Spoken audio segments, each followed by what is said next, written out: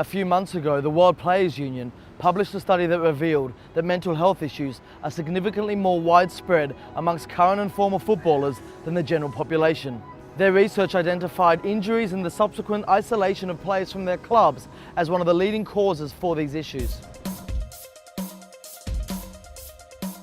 On that same day, members of the newly formed Mental Health Charter gathered at Wembley Stadium to discuss how they can tackle mental health in each of their respective sports and, more importantly, reverse the stigma around it. The Mental Health Charter for Sport and Recreation was created in March of this year, really as an opportunity for sports organisations to be able to pledge their support to concerns about mental health and actually sign up to doing something about it. I'm in support of it because my own personal journey with mental ill health has been well documented. I am so aware not only of the power of sport but also the prevalence of the issue within sportsmen and women. Last year, Mind did a report into professional sports people to look at their mental health and well-being, and identified that there's 3 touch points of when athletes struggle in their career: when they retire, when they leave or exit the game, and they struggle in silence. COPA attended the day-long event to see what leaders in football are doing to systematically support mental well-being among their players, and asked what fans can do to spark a cultural shift in attitudes. There was a need for players to have the opportunity to talk about stuff. I think what we found was that people forget that footballers are people first, then footballers, and there were people after they leave the game. The academy structure, for example, so children coming into academies very young, it's their home life, their whole social network is fixated around the club, and then if they become injured or if at 21 they don't make it, their whole hopes, dreams and aspirations, their career prospects, their friendship networks have all gone. I think a lot of onus is put on the physical aspect of players, but not enough is done on the emotional side of things. What it is about football is that it gives you an identity. My own identity was inextricably linked with the sport. So when that's taken away, my identity, or a huge part of it, was also taken away with it. It's absolutely crucial that players are supported when they're coming up to retirement. It becomes easier when you're educated in how to be able to identify your self-esteem and your worth and your value in life without it being attributed to something external. This isn't just a football issue. This is a societal issue. It's absolutely essential that former and current players talk about their emotional health, their well-being. They have a really powerful role in reducing stigma and discrimination. If we can just get more people talking about mental health issues and being comfortable talking about them, players who have got issues will be more comfortable raising it, coaches will be more comfortable dealing with it. Leading the charge is Colin Dolan, founder of Mental Health Football UK, a network of leagues dedicated to combating mental health issues.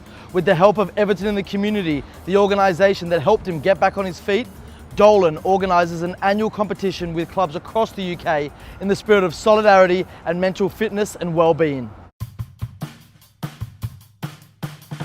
Everton in the Community saved my life.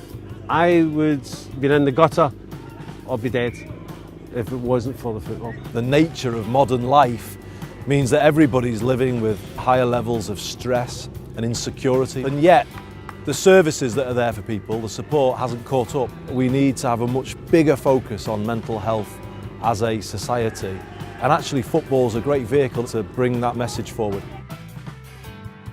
It gives you a platform to express yourself, and also it teaches you how you can learn to cope with your diagnosis, because it gives you a purpose in life. I actually do feel alive when I go on a football pitch, and it's a buzz that no other form of therapy has ever given me. This is our medication. Mental Health Football UK was born out of a necessity. Use football as a form of therapy to improve the quality of people's lives. That is it in a nutshell. Football, as we've seen in the past, can be a vehicle for communication with the wider public on an issue like racism. But it's also now important that football uses its power to show how we need, as a society, to change attitudes towards mental health. It just changes people's lives. This is not just a good thing, this is an amazing thing.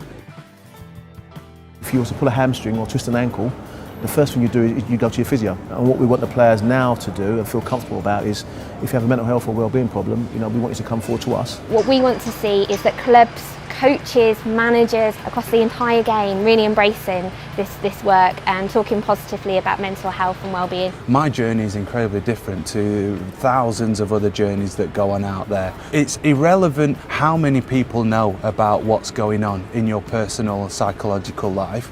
It's fundamentally important that someone knows. So there we have it. From professional to grassroots, football is playing a key role in eradicating stigmas, moving the conversation forward and actively supporting those in need.